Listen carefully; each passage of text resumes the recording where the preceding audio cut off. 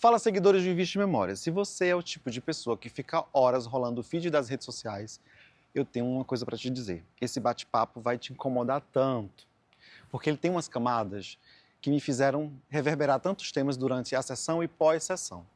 Bom, eu vou conversar com Edson Fieschi e Bianca Bin, que estão estrelando um espetáculo tão denso, tão forte, profundo sobre o submundo da rede digital. E tem um tema que vai fazer você ficar, meu Deus, o que está acontecendo com o mundo? Vamos falar sobre Job. Gente, eu fiquei impressionado com a capacidade intelectual e dramatúrgica desse texto, de trazer temas tão relevantes que estão diante dos nossos olhos e que a gente tem inúmeros filtros e a gente não consegue enxergar. Bianca, fala pra gente um pouquinho sobre o desafio de interpretar Jane. Eu chamo de Jane porque a gente é portuguesou. Mas realmente é uma personagem complexa. Eu mesma não sabia que existia essa profissão de moderadora de conteúdo. Para mim eram mesmo computadores, robôs que davam conta disso, de filtrar isso. E na verdade não, né? Ela diz, precisa de uma figura humana para fazer o que o robô não dá conta de fazer. Então é uma profissão muito perturbadora, né? Porque você é o que você consome, eu acredito muito nisso. E ficar vendo esse tipo de conteúdo durante horas, todos os dias da sua vida, né? No trabalho, isso é muito denso mesmo, né? É muito complicado, assim, exige muito da saúde mental de qualquer ser humano. E a minha personagem, ela tem uma crise, né? Ela surta, ela tem um surto no trabalho e precisa visitar um terapeuta que a empresa, que é a Big Tech onde ela trabalha, escolheu e designou para dar um laudo positivo, atestando que ela pode voltar a trabalhar. E aí rola essa consulta, essa terapia, Job é essa sessão de terapia, né? Entre a Jane e o meu terapeuta aqui, Lloyd, maravilhoso, Edson Fieschi, meu parceiro de cena. Eu fiquei pensando nesse jogo cênico, que é um xadrez, né? Você, quanto terapeuta que detém um conhecimento de saúde mental, recebe essa paciente com essa carga dramática tão intensa após um surto dentro de um ambiente de trabalho que viralizou nas redes. E aí fala pra gente qual é o desafio e qual é o tom que você traz para essa personagem em um momento tão necessário de se debater sobre a relevância dos conteúdos e o impacto deles nas redes sociais. Eu acho que tem dois movimentos a peça. É o personagem e o tema, né? O tema é o que a gente revela e o personagem é aquilo que eu não posso revelar, né? A história, né? Você assistiu a peça, ela tem um plot, uma virada, um plot twist muito significativo, muito forte, que talvez seja o grande acontecimento da peça, a virada da peça.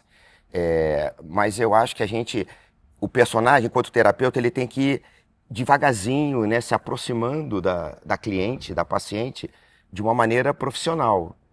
Mas, ao mesmo tempo, essa história envolve duas histórias que você vai, como espectador, vendo e vai fazendo as suas ligações, que não são personagens tão diferentes um do outro, né? Então, ele não é só um terapeuta, é um terapeuta nessa história.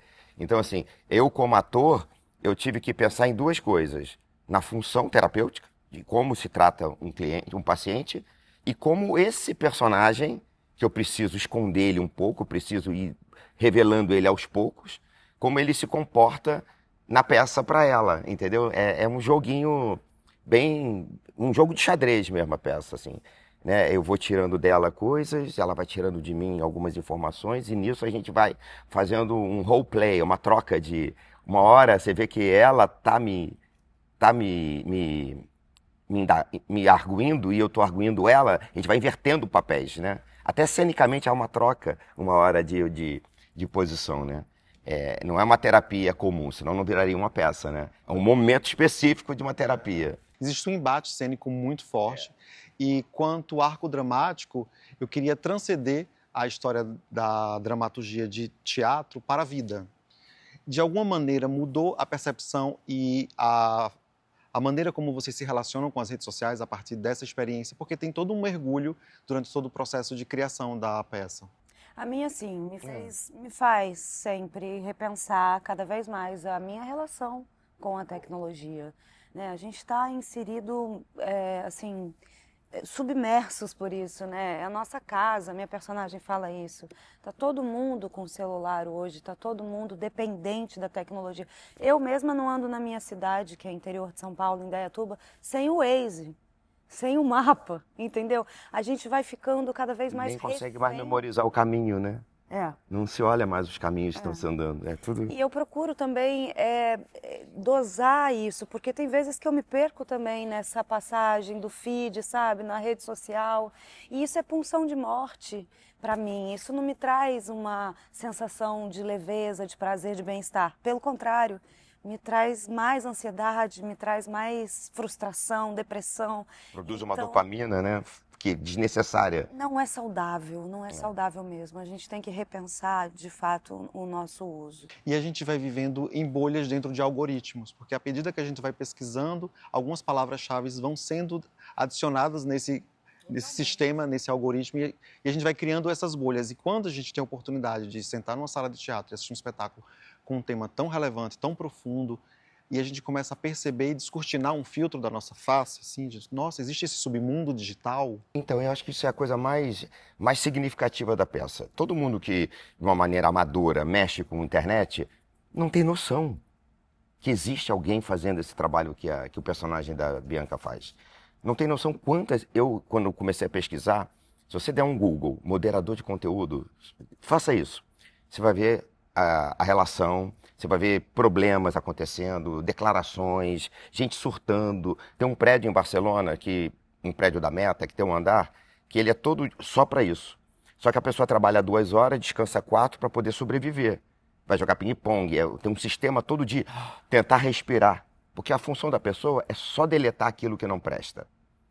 Mas é muito. O que não presta já é muito avassalador para quem vê todo dia. Imagina você todo dia vendo o que ela narra. Estupros coletivos, toda a coisa de pior que tem na internet. E a gente usa a internet. Nós somos pessoas do bem. Não chegamos nesse algoritmo, não chegamos nisso. Mas se você pesquisar isso, é realmente um horror. Hoje eu estava vendo a IA, eu falei assim, ainda vai piorar. Né? Eu acho que a coisa com a IA, se ela não for bem direcionada, vai piorar. Você tem essa grande empresa americana que está se debatendo com o Donald Trump, né, sobre que não quer que a IA seja usada em guerra, que ela sabe que pode virar um horror a vida, se a IA for usada para esse lado, entendeu? Então, assim, a coisa vai piorar. Tende a piorar. A gente tem que ter o domínio disso, né? É o que ela fala. É a gente que faz... É a gente que dá o uso, que dá o né? uso Porque ao indevido mesmo tempo da que tem tecnologia. esse submundo, também tem Lado a maior incrível. coleção de arte, conhecimento da história. Porque esse algoritmo vai levando para camadas de sociedade que vai buscando por interesses e aí vai legitimando grupos que gostam de arte e cultura vão se conectar dentro dessa rede social, nesse algoritmo. Grupos que têm pensamentos retrógrados e de uma visão deturpada de mundo e de sociedade que corrompe, que destrói, que violento, vai legitimando e vão criando força para fazer o mal. Claro, A crueldade sempre existiu, né? É. Essa é uma discussão nossa também. Exatamente. Mas na internet parece que Se agora, agrupa, agora né? você se junta com quem compartilha da mesma crueldade. Então agora você Você se sente tem bem. uma sala com 30 pessoas que pensam como você, né? E é como se você tivesse um aval para fazer isso. É, claro. Você tem vontade de matar o gatinho, mas você está sozinho, não vou matar o gatinho. Aí você descobre que tem uma rede de pessoas que também têm a mesma vontade de afogar o gatinho. Você já não está tão sozinho e nem se sente mal. Você pode até liderar o grupo que mata gatinho. Ela junta. Entendeu? Então fica todo mundo poderoso nessa teia de interesse, entendeu? Eu fico muito feliz de ter a oportunidade de bater esse papo breve com vocês. Gente, eles estão entrando em sessão daqui a pouquinho, mas eu não queria perder a oportunidade de bater esse papo e compartilhar com vocês esses temas tão relevantes, tão necessários de serem discutidos nas redes sociais. Mas antes de finalizar, eu queria fazer uma provocação, porque eu sei que tem uma direção tão primorosa, né, do Fernando Filbert, e eu queria saber de vocês de que maneira nessa construção, que é uma construção, o teatro é uma construção coletiva, né? Sim. Vocês conseguiram trazer esse tema tão duro, tão difícil, tão indigesto, com um olhar sensível do nosso querido diretor. Se vocês pudessem compartilhar essa memória desse processo de criação. Eu acho que eu tenho uma memória muito boa. O tema é tão difícil e o nosso diretor é tão amoroso. que isso pra gente, né, não foi um processo, pra mim não foi um processo doloroso, foi um processo de entendimento. Eu sou um ator que eu acredito, no meu ponto de vista, como que é atuar. Atuar não é viver papel. Atuar é faz de conta que eu sou. O Marcelo Mastroianni falava sempre assim também. Ele falou assim, não, o teatro é uma grande brincadeira. Eu tenho que brincar direito para você acreditar. É que nem criança. Eu não sou daquela filosofia que ator que sofre, tem que desligar. Não, eu acho que é um jogo de uma brincadeira. Ela chega, entra em cena, tá brincando comigo, dá um clique e entra em cena naquele clima. Quer dizer, é uma habilidade que a gente tem para fazer isso sem sofrer. Senão a gente sairia daqui todo dia destruído. A gente não sai destruído, né? A gente sai feliz. Sim. Eu acredito nisso. Nutridos pelo palco, mas como eu disse, é um espelho muito desconfortável. É. Para mim foi um processo criativo desconfortável também, apesar do diretor ser muito amoroso e ter tornado tudo mais seguro e um pouco menos complexo, mas mexeu comigo fisicamente mesmo, sabe? Umas sensações de enjoo, de estômago. Para mim, essa peça é um soco no estômago e não tem como não ser esse espelho desconfortável, né? Mas é muito urgente, é muito necessário. O Fernando, ele se apegou ao texto também, né? Sim, muito. A gente fez um estudo profundo dessa dramaturgia. Esse texto fala por si, assim, né? Ele é muito interessante. As duas narrativas fazem muito sentido, né? O público, ele é convidado o tempo todo a pensar... Que lado que eu tô? Porque o que ela está falando faz sentido para mim e o que ele diz também faz sentido. Então, eu acho que o Fernando soube equilibrar essas duas forças, né? Muito bem e conduzir a gente também com muita generosidade, muita amorosidade, como é próprio dele. E eu fiquei justamente com esse sentimento durante toda a sessão da peça. Em um momento eu ficava do lado dele, em outro momento eu ficava do lado dela. Porque tem um jogo de manipulação muito forte e também tem uma questão de olhar para a mulher sempre como uma mulher louca, né? Sim, porque a gente sempre se preocupou com isso. Né? E aí vocês trazem essa reflexão, que é uma camada também muito interessante de ser debatida. Porque a gente tem um olhar social de que a mulher, quando chega num tom de ápice de estresse, e ela coloca essa voz estridente, ela é histérica. Nem precisa chegar aí, né? Não. É só ela aumentar um pouquinho o tom de voz, que já é dita como a louca, né? A que não se encaixa, a louca. Mas é um perigo isso. É isso. Esse era um medo muito grande, né? Mas eu acho que reflete o que acontece na vida, isso. Sim, totalmente. Muita gente acha... Eu já fui abordado na rua... Eu nem te falei isso, uma psicóloga me abordou em Copacabana, novinha, assisti sua peça ontem. Falou assim, ela é muito louca. Eu falei assim, peraí, eu parei. Falei, não, você entendeu a peça. Ele não estava certo? Eu falei, não.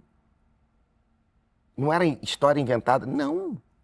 Entendeu? Então, olha que loucura que é a versão. A melhor versão é quem conta a melhor história, a melhor narrativa. E como ela entra desequilibrada, já se suspeita da narrativa dela, entende? E ele, com a experiência que tem, assentado, quem fala com mais calma parece ter mais razão.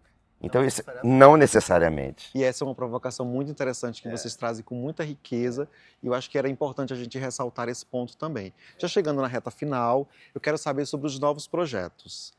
Edson, eu acho maravilhoso a capacidade que você tem de ser o ator em cena, com todas essas profundidades que o texto e essa dramaturgia exige, mas ao mesmo tempo ser um produtor, né? Porque produzir teatro no Brasil é um desafio... Eu tenho um sócio, o Luciano, tal, mas carga pesada. Às vezes eu falo assim, Bianca, quando você fizer me chama, só para eu entrar e só vir como ator. Me contrata, só... nessa na próxima. Me chama, deixa eu ser só ator, né? É bom. Mas ele acumula a função mesmo. Não, e ele veio de uma produção incrível da Prima Facie. Aí agora nesse projeto Job, que percorreu algumas cidades do Brasil. E você agora está entrando num projeto novo. Conta um pouquinho pra gente. Eu estou entrando num projeto novo, já comecei o processo de ensaio com Elias Andreato e o Sérgio Guizé, meu companheiro. Mais uma parceria com Elias? Mais uma parceria com Elias. Que foi maravilhoso quando a gente teve a oportunidade de conversar sobre o nome do bebê. Foi incrível, Elias é maravilhoso. E mais uma sessão de terapia, porque a minha próxima peça chama-se Meu Deus, é um texto da Nath Gove e trata de uma sessão de terapia, onde eu vou ser a terapeuta dessa vez. Tá vendo? O jogo virou uma terapeuta ateia que vai tratar Deus. Deus, como paciente, desce à Terra em crise para ser tratado por uma terapeuta ateia. Eu já fiquei extremamente curioso. Isso é muito bom. E eu já me coloco à disposição para ir lá criar memórias com vocês. E, além disso, viver essa experiência do teatro, que é algo fascinante. E eu quero convidar você para conferir a última etapa dessa temporada que está chegando ao fim. O último Dia final de 31 de semana maio. agora, né? Mas não, acho... Tem mais 2 semanas, não Tem é? mais duas? mais duas, né? Que 31 de novidade. maio. Esse mês são 5 Ah, é meses. verdade, É, gente. Eu já 31 me de perdi semana. nas datas. 31 de maio. Então tá melhor do que o esperado. Faltam 2 finais de semana aqui Tem no mais teatro. 4 sessões. Aqui no Teatro Clara Nunes. Quais dias? Sábado e domingo. Sábado às 8, domingo às 7. Bom, eu criei memória linda com esses maravilhosos. Obrigada, Obrigado, querido. meu lindo. Obrigada, viu? Eu que agradeço. E você, qual memória vai criar hoje? Vem pro teatro.